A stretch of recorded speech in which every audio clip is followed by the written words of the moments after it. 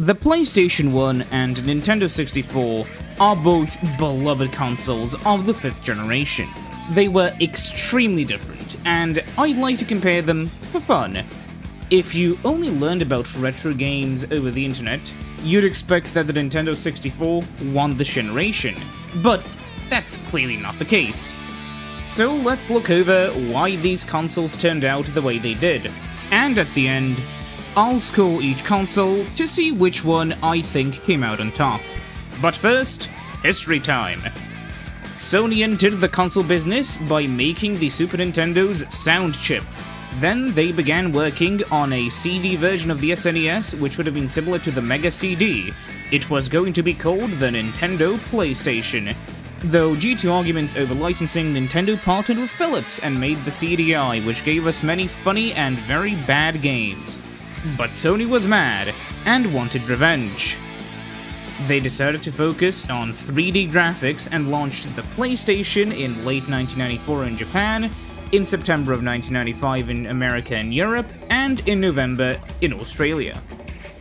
The Nintendo 64 launched roughly a year later, in June 1996 in Japan, in September of 1996 in America, and in March 1997 in Europe and Australia. 3D gaming was the hot new thing, and both of these consoles were pretty capable of it. But how capable? Let's go over the hardware now so we can understand why these two consoles are different, how they're different at a more lower level. The PS1 CPU was a MIPS R3051 base CPU. Its main core was only capable of 30 MIPS of computing power, so Sony added a GTE. The Geometry Transformation Unit was a core specifically designed to work with 3D graphics and environments, and it could work with them at 66 MIPS of power. The CPU also had an MDEC unit which could decompress 320 by 240 MJPEG videos without clogging up the main CPU with data. The CPU was connected to 2 MB of Edo DRAM, which was optimized for low latency. The PS1 CPU famously lacked a floating point unit, which meant that it needed to work with fixed point arithmetic, but that didn't cause any of the wobble or texture warping issues the PlayStation 1 is known for.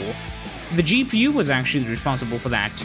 The PS1 GPU could basically only draw triangles, though routines existed that would let you translate sprites into triangles. The GPU could not work with decimal numbers, which is why the PlayStation 1 graphics wobbled quite a bit. To draw textures, it used affine texture mapping, which meant that it didn't consider the depth of a texture when drawing it, basically drawing it as if it was always directly facing the screen. It also had no Z-buffer, meaning that it didn't really know what object was in front of what other object, and that wasn't the CPU to sort out. It basically needed to sort the polygons in the correct order and send them to the GPU correctly. Finally, the PlayStation 1's GPU had a texture cache of 2 KB, but it could load in larger textures in multiple cycles. The PS1's textures and screen did not use filtering, so the PlayStation 1's video output and textures were sharp but a little bit jagged. The GPU was connected to 1 MB of SG-RAM, which was not only optimized for graphics but also dual-ported, which meant that multiple devices could read and write to it at the same time. This would mean that, for instance, the MDEC could decode and send MJPEG frames to the GPU, while the GPU was drawing the previous frame to the screen. All of this could be done without the CPU's help, thanks to the Direct Memory Access Controller, which the CD-ROM, MDEC, GPU, and SPU had access to. Audio-wise, the PS1's SPU was a very advanced sound engine.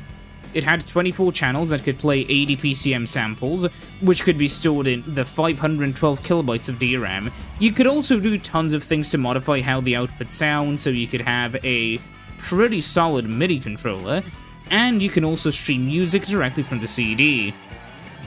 The CD itself was a 2x speed unit, so it could transfer data at 2.4 megabits or 300 kilobytes per second. Each disk could store 650 megabytes of data. Now, let's deal with the Nintendo 64. The Nintendo 64 CPU was an NEC VR4300, capable of 125 MIPS. Quite a lot, isn't it? It's supposedly a 64-bit CPU, but in reality the 64-bit operations were unnecessary and almost never used. The CPU did have an FPU unit in it though, which meant it could handle floating point units.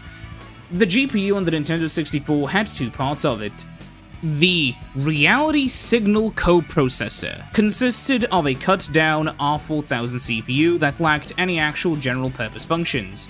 It had a vector coprocessor that performed sim tasks, and it basically did a similar thing as the GTE in the PlayStation 1, though with some expanded functions that we'll get into later. It also had an extra unit that did DMA and controlled the RDP. The RSP was special because it had 4 kilobytes of instruction and 4 kilobytes of data cache, meaning that it was not hardwired and instead it could be programmed. Developers today are still optimizing the microcode to get the most out of this nearly 30-year-old console. The RDP Reality Display Processor was controlled by the same unit that did the DMA in the RSP. It just drew things to the screen with some pretty advanced features for the time. A Z-buffer MIP mapping, perspective correct texture mapping, and bilinear filtering, which made everything look blurry and smooth.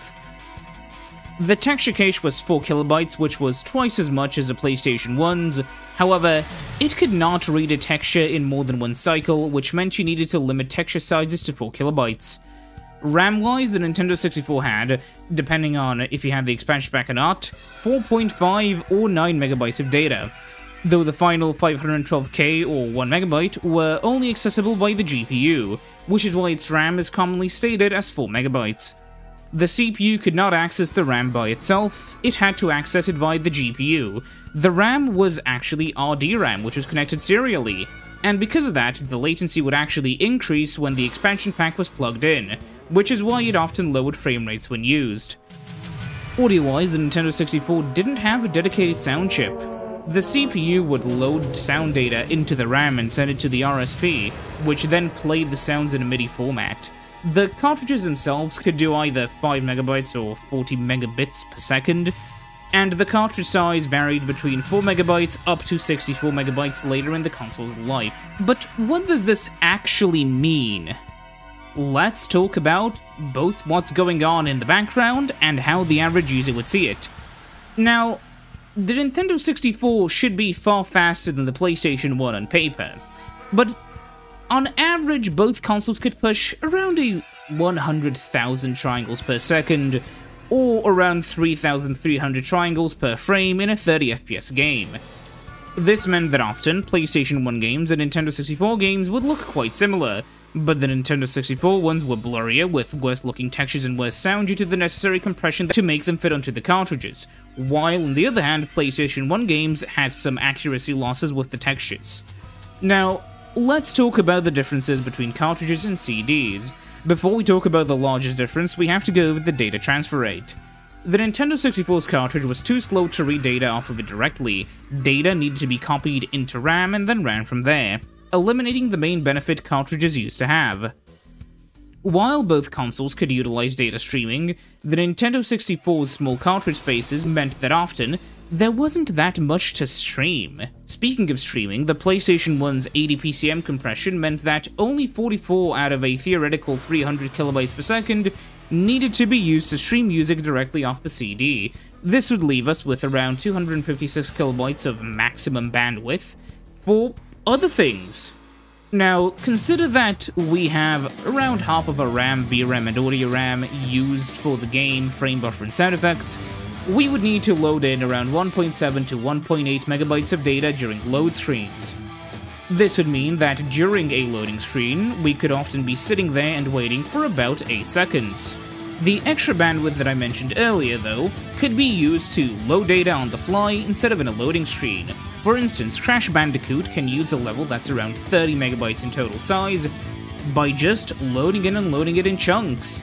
This couldn't be done on the Nintendo 64 for a couple reasons, the largest one being that because of the small cartridge sizes, there wouldn't really be that much data to load and unload. I mean, 2 of those Crash levels would fill up the largest cartridge on the Nintendo 64. Now that we've made it clear that cartridges only really hurt the console, if we'd be honest, we have to consider the cost of these games. The average Nintendo 64 game could cost $60, $70, or even $80 because of the cost of cartridge making. More on this later. Meanwhile, many PS1 games cost $50, $40, $30, even $20. That meant that you could either buy Turok for $80, Final Fantasy VII, and Resident Evil for $90.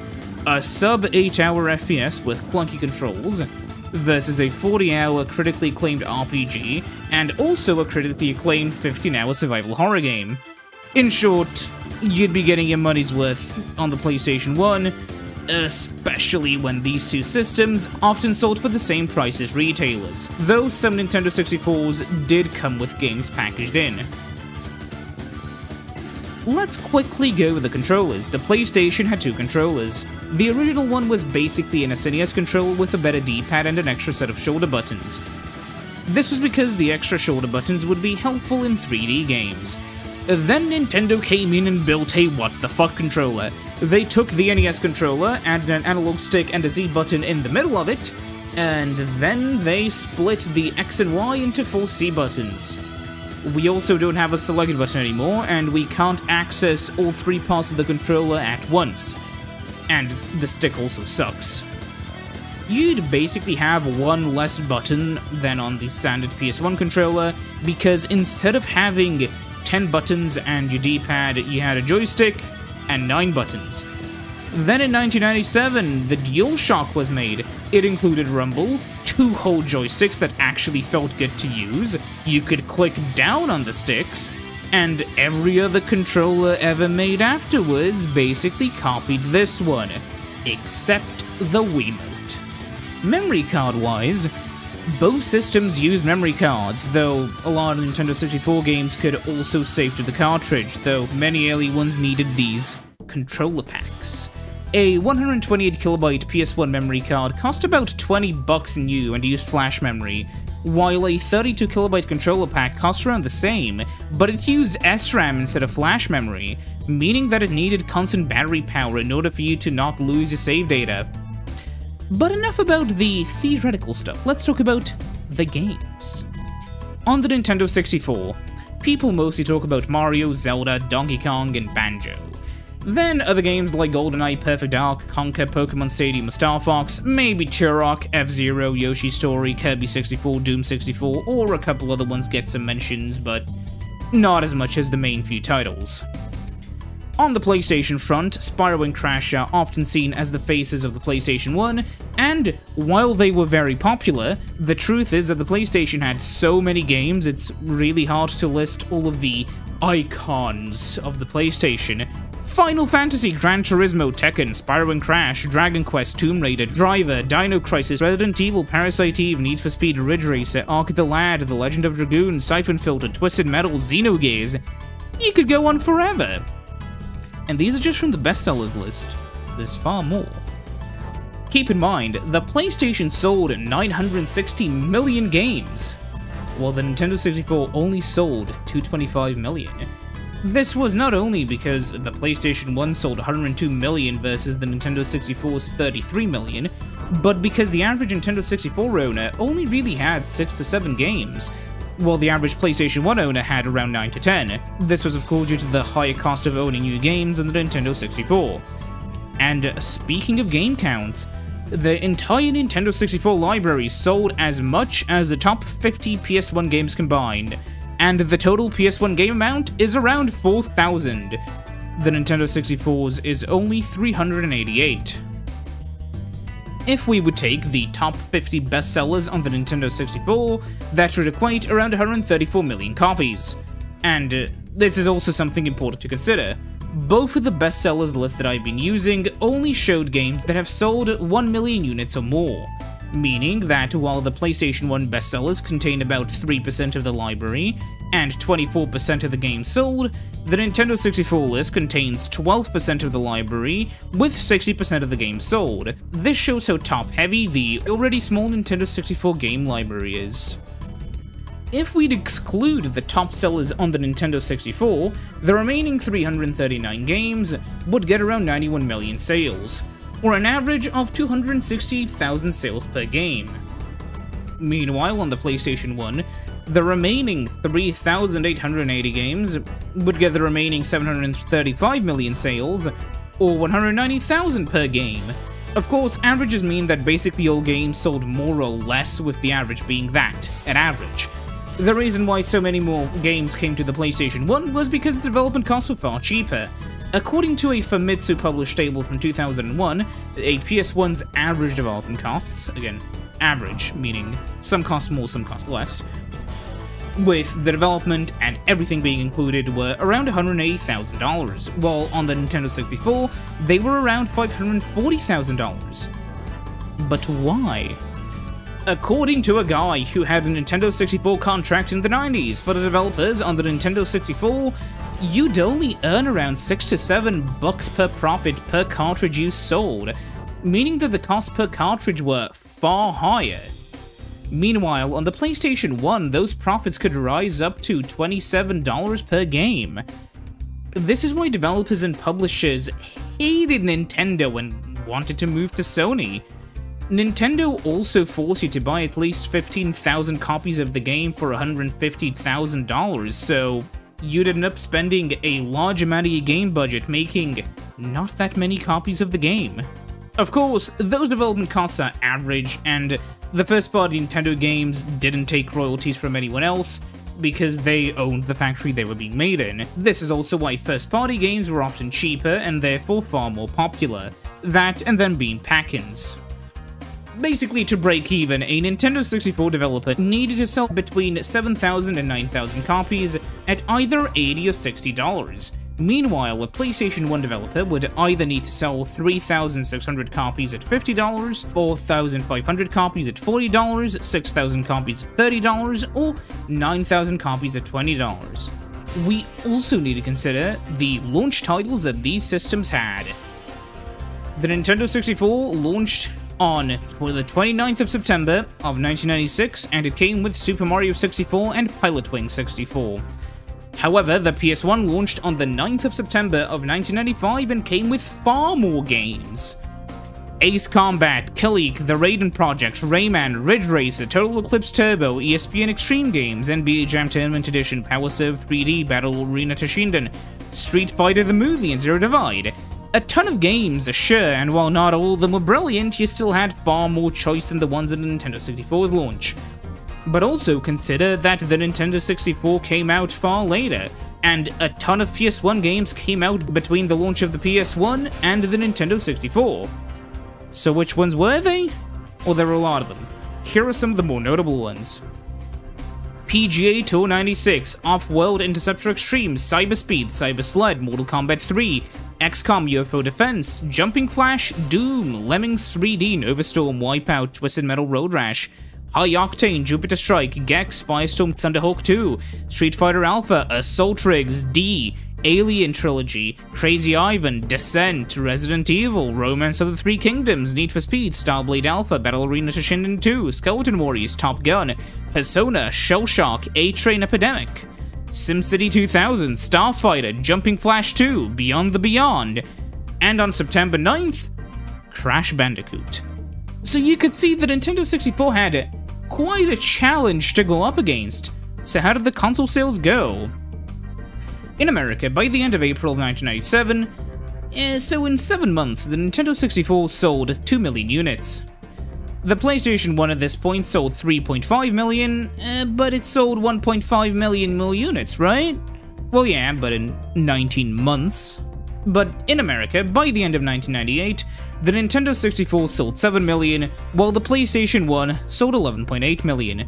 Globally, the Nintendo 64 sold 5.8 million by April of 1997, 15.2 million by April of 1998, 23 million by April of 1999, and 29.5 million by the April of the year 2000. By the time the GameCube released, the Nintendo 64 was dead and achieved its final figure of 32.92 million. The PlayStation sold 4.3 million units by April of 1996, 13.5 million by April of 1997, 32.83 million by April of 1998, and at this point it basically sold the same amount as the Nintendo 64 did during its entire life, but it kept selling. 54.53 million by April of 1999, 72.93 million by April of 2000, and at this point the PS2 was releasing, but that didn't stop the PS1, 82.23 million by April of 2001, and by April of 2005 it sold its grand total of 102.53 units. During 2002 it sold about as many units as the Nintendo 64 did between 1998 and 1999, and it was competing with the PS2! An extra reason why the Nintendo 64 crashed and burned was the giant software drought. By the end of 1996, there were only a total of 8 games released for the Nintendo 64. The PS1, on the other hand, had an ocean of games released for it by this point. So we talked about the consoles, the graphical capabilities that the games on them had, the sales of the consoles, the sales of the games, the controllers. Let's talk about the games themselves. So, let's go over 20 of the very highly rated Nintendo 64 and PS1 games to see the game quality and game variety. On the Nintendo 64, we had Mario 64, Ocarina of Time, Majora's Mask, Banjo-Kazooie, Perfect Dark, Star Fox 64, Paper Mario, Super Smash Bros, GoldenEye, F-Zero X, Mario Party 3, Diddy Kong Racing, Mario Kart 64, 1080 Snowboarding, Banjo-Tooie, Donkey Kong 64, Pokemon Stadium 2, Turok, Space Station Silicon Valley, and Yoshi's Story. On the PlayStation 1, we had Crash Bandicoot, Metal Gear Solid, Castlevania Symphony of the Night, Final Fantasy VII, Resident Evil 2, Gran Turismo, Silent Hill, Wipeout, Spyro the Dragon, Twisted Metal 2, Driver You Are the Wheelman, Time Crisis, Tomb Raider, Vagrant Story, Final Fantasy Tactics, Ridge Racer Type 4, 800, Final Fantasy VIII, Doom, and Siphon Filter.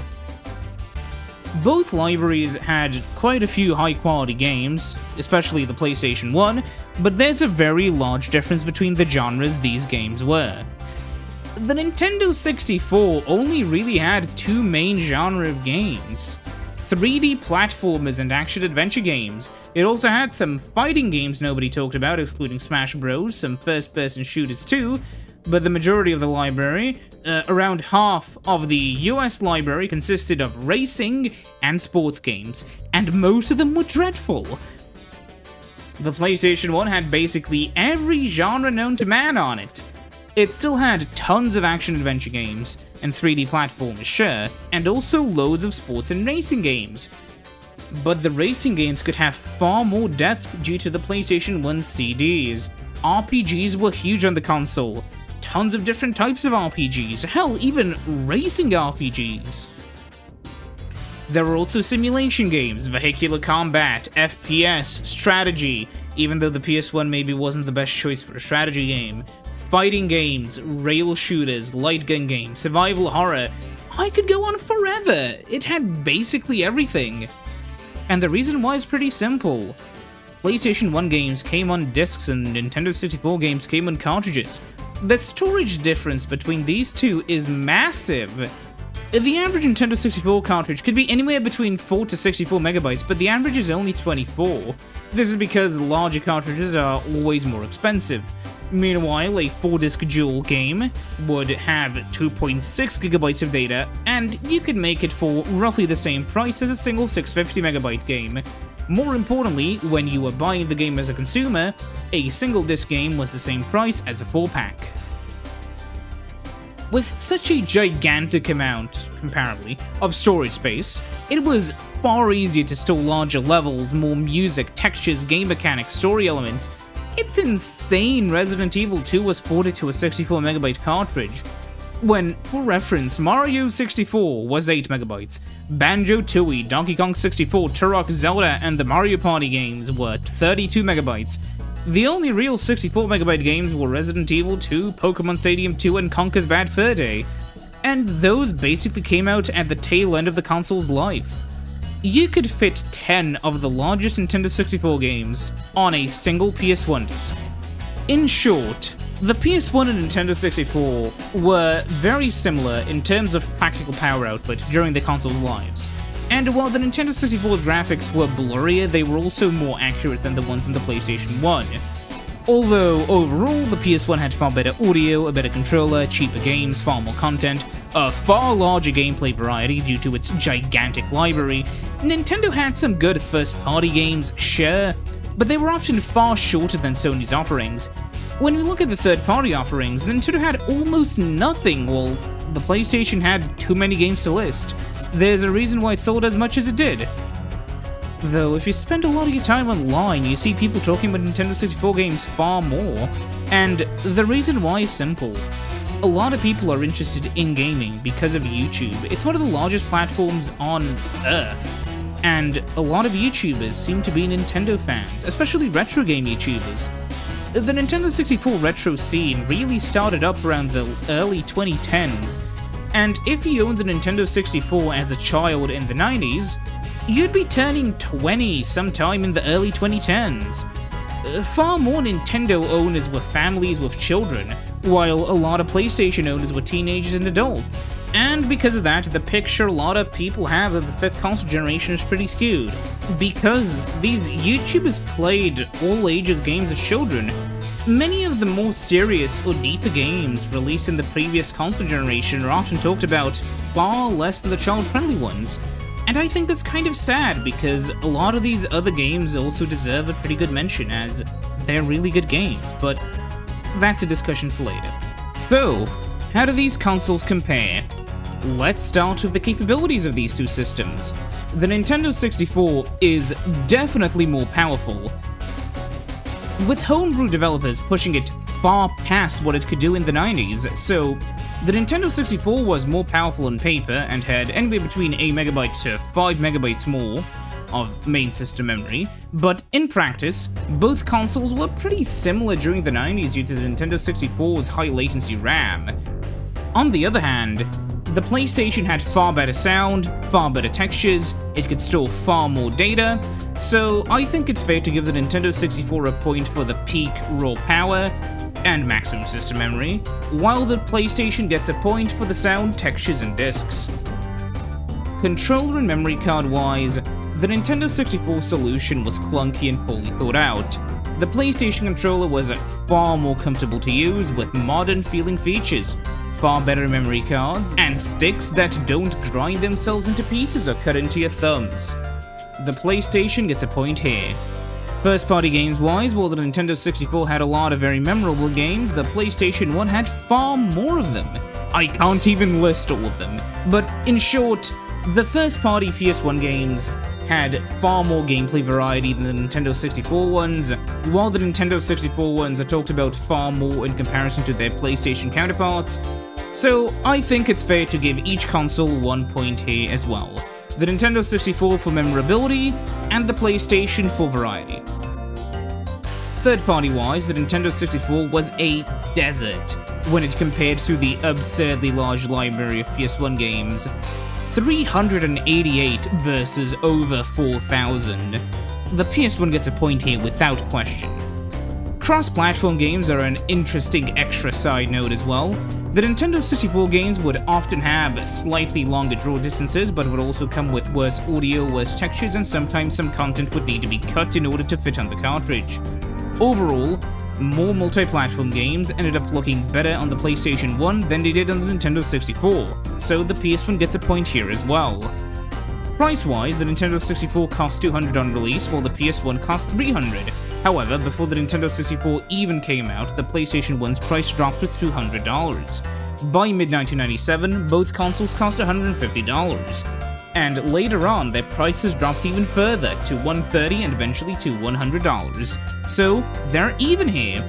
With their games though, the PlayStation 1 had far cheaper games, as stated earlier, and therefore is awarded an extra point. So the Nintendo 64 has 2 points, the PlayStation 1 has 6. It really does make sense on why it outsold the Nintendo 64 by so much, and why it sold so many more games. I also prefer it personally, but that preference did not affect how I rated these two consoles. Of course, as stated before, because more people played the Nintendo 64 as children, more people have fond memories, and that's always fair. So, while obviously some people prefer the Nintendo 64 or the PlayStation 1 because they were nostalgic for console A over console B, I really do think that if we objectively looked at it, the PlayStation 1 definitely won. It is simply because it had more games, it was better, you know the drill. Anyways, I'll see you next time when I have more things to show you. Goodbye.